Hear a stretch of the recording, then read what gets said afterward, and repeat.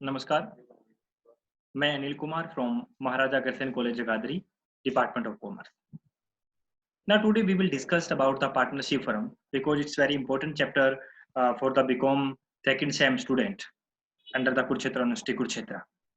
So today we will clear the meaning of partnership firm, and there is an agreement between the partner that is called partnership deed and the features and the right of a partners. Let's start. First of all, this is a very clear statement that what is the partnership. So association of two and more people as a partner, कि जब दो या दो से ज्यादा व्यक्ति आपस में मिलते हैं, the persons they came together for any purpose. Here I am not talking about the business, लेकिन हम किसी भी पर्पज के लिए जब दो या दो से ज्यादा किसी भी पर्सन को जब आपस में इकट्ठा करते हैं, that is called a partner. So what is the partnership? Now there is a formal agreement between two and the more peoples. So हम चाहे कोई बिजनेस को ऑपरेट करते हैं और चाहे हम किसी और उद्देश्य के को पूरा करने के लिए हम कोई भी काम को करते हैं, तो जब दो या दो से ज्यादा हम किसी पर्सन को आपस में एक फॉर्मल एग्रीमेंट के थ्रू इकट्ठा जब आपस में काम करने के लिए करते हैं, that is called partnership deed. Now we are talking about the partnership firm. What is the partnership firm? So partnership firm is an organization which is formed between two and more people to run a business with a view to earn the profit.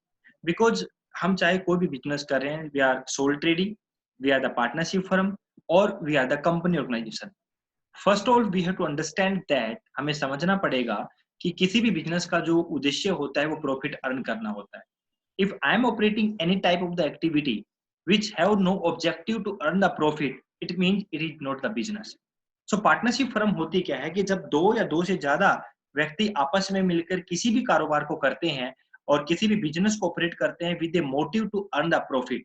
सो हर एक जो partner जो firm में जो person होता है, they are called the partners. और हमारी जो इंडिया के अंदर होता है, the firms are governed by the Indian partnership act 1932. तो partnership firm, again I repeat my point, कि when two and more peoples are came together to earn the profit, they are operating any business, number one. So by the point we can understand the meaning of partnership firm. Number one, two and more than two people came together. Number two, they are operating any business.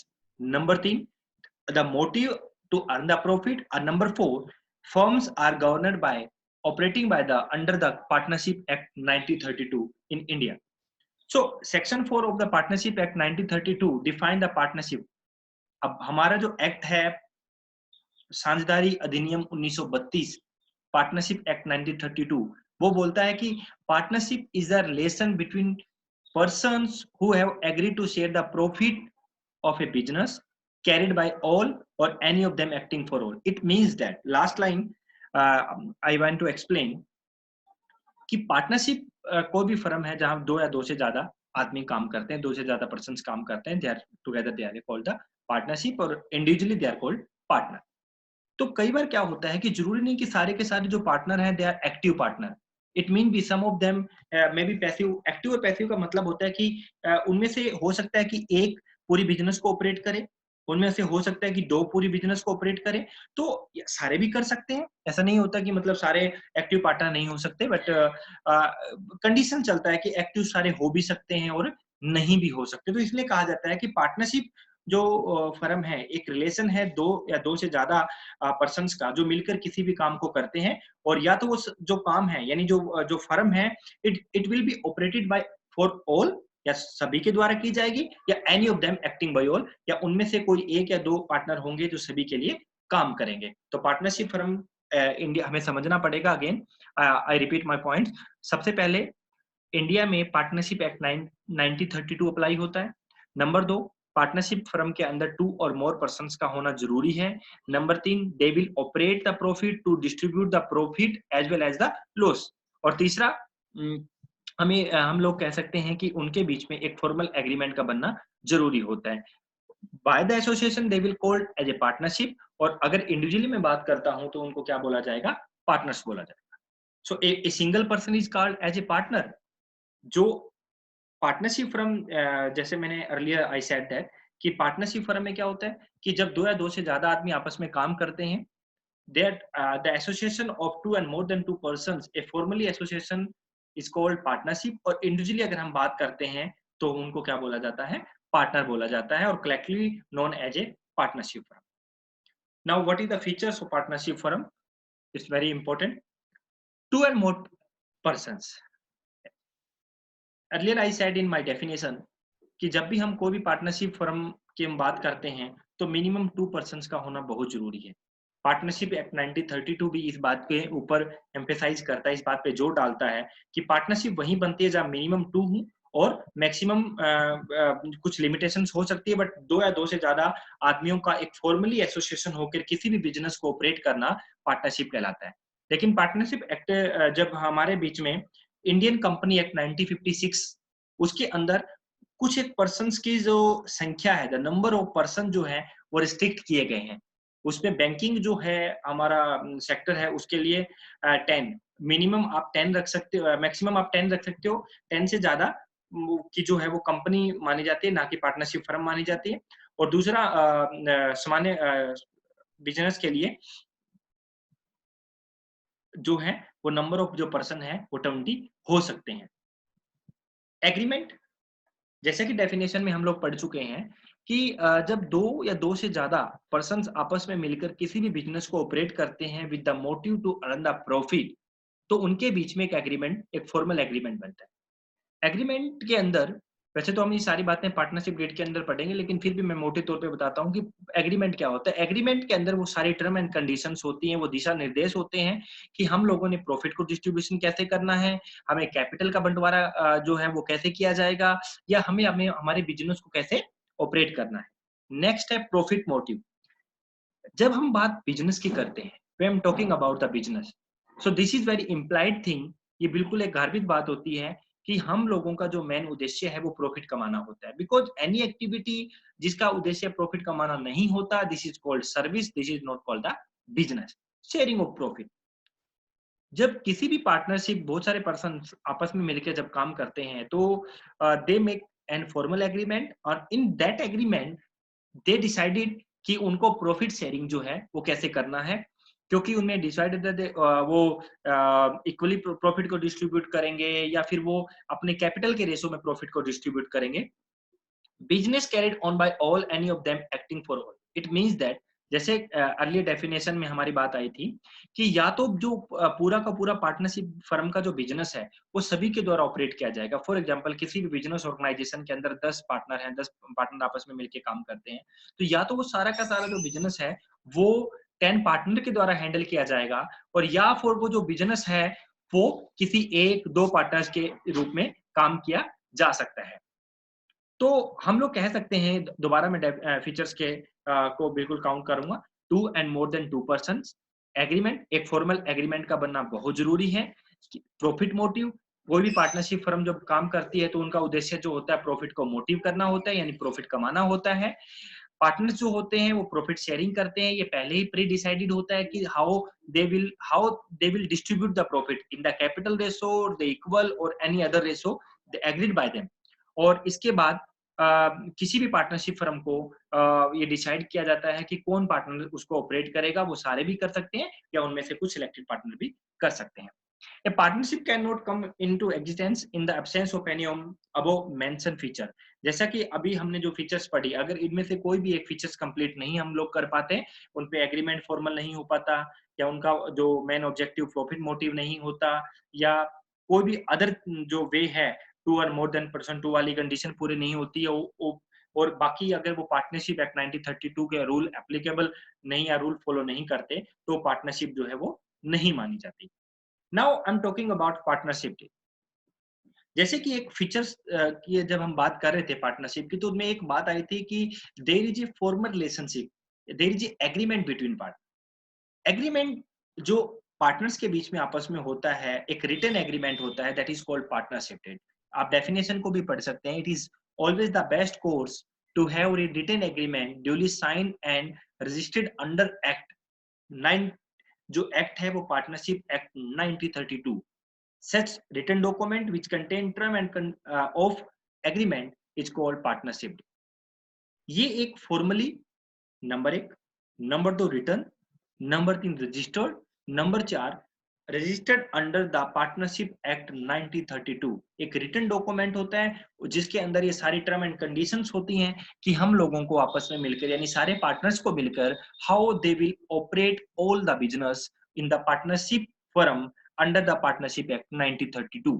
यानी partnership act 1932 के सारे rule को follow करते हुए, सारे rules की पालना करते हुए हम लोगों को अपने बिजनेस को कैसे ऑपरेट करना है। जब ये सारी बातें एक रजिस्टर्ड डॉक्यूमेंट के थ्रू की जाती हैं, that is called partnership deed. Partnership deed के अंदर बिल्कुल जैसे आपको पता लग गया कि ऑलमोस्ट वी डिसाइडेड एवरीथिंग।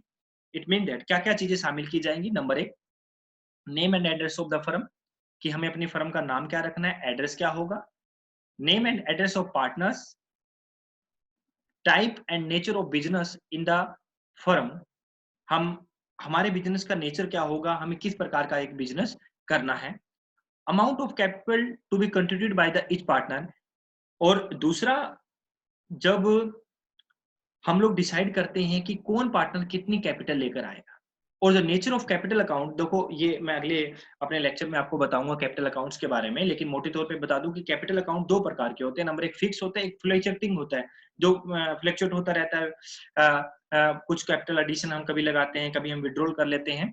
तो हमारे पार्टनरशिप का जो कैपिटल अकाउंट्स है उनका नेचर हम लोग क्या रखेंगे। Interest on capital, interest on capital का मतलब होता है कि हम लोग ये डिसाइड करेंगे कि जो पार्टनर जो है जब किसी प्रकार की पूंजी या इन्वेस्टमेंट करता है पार्टनरशिप फर्म के अंदर, अपनी पूंजी लगाता है, तो उसके ऊपर हमें ब्याज देना है या नहीं देना, और देना है तो किस रेट के साथ देना है। ड्रॉइंग, ड्रॉइंग का मतलब होता है कि जब कोई भी पार्टनर अपने पर्सनल यूज के लिए, अपनी व्यक्तिगत प्रयोग के लिए जब कोई भी अमाउंट को विड्रॉल करता है पार्टनरशिप फर्म से, that is called drawing.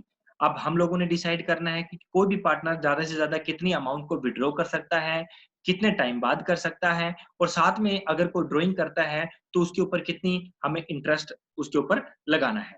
Profit sharing ratio क्या होगा, आपस में वो इक्वल डिस्ट्रीब्यूट करेंगे या वो अकॉर्डिंग टू द कैपिटल करेंगे, हम लोग ये भी पार्टनरशिप डीड के अंदर डिसाइड करते हैं। सैलरी ऑफ पार्टनर, जैसे कि एक डेफिनेशन में एक बार एक बात आ रही थी और फीचर्स के अंदर भी आई थी कि सारे पार्टनर मिलकर काम करेंगे, उनमें से कोई एक पार्टनर काम करेगा, कुछ पार्टनर काम करेगा, यानी एक्टिव पार्टनर कौन होगा। अब जो पार्टनर एक्टिव होगा उसको सैलरी दी जाएगी या नहीं दी जाएगी, अगर दी जाएगी तो कितनी सैलरी उसको देनी है, ये भी हम लोगों ने पार्टनरशिप डेट के अंदर डिसाइड करता है। गुडविल, अगर हम अपने पार्टनरशिप की फर्म की कोई गुडविल को कैलकुलेट करते हैं तो किस मेथड से की जाएगी। अकाउंटिंग पीरियड हमारा क्या होगा, और इसके साथ ही firms account, safe custody of accounts, हमारे फर्म के जो अकाउंट्स हैं वो किस मेथड्स के साथ जो है हम लोगों को और कैसे हम लोगों को बिल्कुल मेंटेन करना है। ऑडिटिंग, पार्टनरशिप फर्म की ऑडिट होगी या नहीं होगी, इंटरनल ऑडिट है या एक्सटर्नल ऑडिट हमें कैसे करनी है, वो ये डिसाइड किया जाएगा। Commencement date of partnership firm क्या होगी, किस तिथि को हम लोग ये मानेंगे, किस डेट को हम लोग ये मानेंगे कि हम लोगों ने स्टार्ट किया है। ड्यूरेशन क्या होगा और mode of its dissolution, partnership firm का टाइमिंग क्या होगी, हो सकता है हमें कुछ निश्चित उद्देश्य को पाने के लिए हम लोग कर रहे हैं तो उतना टाइम कितना होगा, और अगर हमें पार्टनरशिप फर्म को बंद करना है तो उसका मेथड क्या होगा। इंसॉल्वेंसी जो है, अगर कोई पार्टनर जो है वो इंसॉल्वेंट हो जाता है, यानी इंसॉल्वेंसी वो किसी भी पार्टनर की वो सिचुएशन होती है, वो दशा होती है कि जब कोई भी पार्टनर जो है वो अपने डेट का भुगतान नहीं कर पाता, तो उसको इंसॉल्वेंट पार्टनर कहा जाता है। इसके बाद है बैंक अकाउंट को कैसे मेंटेन करना है, बैंक अकाउंट किस नाम से ओपन होगा। Rules to be follow in the case of admission of partner, अगर नया कोई पार्टनर हमारी फर्म के अंदर आता है तो हमें कौन कौन से रूल को फॉलो करना पड़ेगा। Rules to be followed while setting the account of retirement death, अगर कोई पार्टनर रिटायर हो जाता है या किसी पार्टनर की डेथ हो जाती है तो इस केस में हम कौन कौन से रूल को एप्लीकेबल करेंगे, चाहे वो उसको कैपिटल देने का रूल हो, चाहे उसके लोन का भुगतान करने का रूल हो, चाहे उनको प्रॉफिट को डिवाइड करने का रूल हो, और साथ में चाहे गुडविल को कैलकुलेट करने का रूल हो। अगर डिस्प्यूट सेटलमेंट, अगर किसी भी ड्यूरेशन ऑफ पार्टनरशिप फर्म अगर किसी प्रकार का डिस्प्यूट्स पैदा होता है तो उसका निपटारा कैसे किया जाएगा। Settlement, how we can do the settles of all partners objective और मोटिव्स, तो ये हमें इस बात का भी ध्यान रखना पड़ता है। अब बात आती है कि अगर हम लोग पार्टनरशिप एग्रीमेंट नहीं कर पाते, पार्टनरशिप डेट नहीं कर पाते, तो ऐसे कौन कौन से रूल हैं जो उसके एब्सेंस में वो रूल एप्लीकेबल हो जाए। आप लोगों को ये ध्यान रखना चाहिए कि वैसे तो अगर हम लोग बेस्ट वे तो ये रहता है कि जब हम कोई भी पार्टनरशिप फर्म स्टार्ट करते हैं तो बहुत सारी बातें, रूल एंड रेगुलेशन जो हैं according to the partnership deed और according to the partnership act 1932 सारा बिल्कुल क्लियर होना चाहिए। फिर भी अगर कोई बात रह जाती है और हम लोग किसी भी प्रॉब्लम की वजह से वो चीजें नहीं बना पाते, पार्टनरशिप डेट को नहीं बना पाते, तो बहुत सारे ऐसे रूल्स हैं जो उसके एब्सेंस में लगते हैं। जैसे नंबर 1, अगर प्रॉफिट, अगर आप लोग कोई भी पार्टनर्स जो हैं, अगर they are not able to maintain the partnership date और वो भूल जाते हैं, तो इस केस में प्रॉफिट एंड लॉस का जो बंटवारा है, जो डिस्ट्रीब्यूशन है, वो इक्वल होता है। किसी भी पार्टनर को कोई भी इंटरेस्ट जो है वो कैपिटल के ऊपर नहीं दिया जाएगा। अगर कोई पार्टनर ड्राइंग कर लेता है, अपने पर्सनल व्यक्तिगत यूज के लिए पैसे विड्रॉल कर लेता है, तो उसके ऊपर कोई भी इंटरेस्ट नहीं होगा। और किसी भी पार्टनर को सैलरी गेट करने का अधिकार नहीं होगा, चाहे वो कोई एक्टिव पार्टनर हो चाहे पैसिव पार्टनर। अगर कोई पार्टनर काम कर रहा है तो उसको सैलरी नहीं दी जाएगी अगर आप लोगों ने इस बात का उल्लेख जो है, इस बात का रिकॉर्ड जो है वो पार्टनरशिप डेट के अंदर नहीं बनाया। सो बिल्कुल सिंपल लैंग्वेज में प्रॉफिट एंड लॉस का इक्वल बंटवारा, no interest on drawing, no interest on capital और no any partner will get the salary.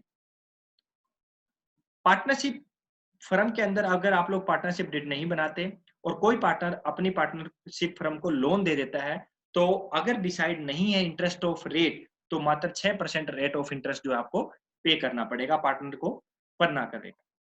No, कोई भी नया पार्टनर को सभी पार्टनर की सहमति के बिना आप लोग एडमिट नहीं कर सकते। हर एक पार्टनर को यह अधिकार होता है कि वो अधिकार होगा इस केस के अंदर कि वो किसी भी पार्टनरशिप फर्म की एक्टिविटी में पार्टिसिपेट कर सकता है।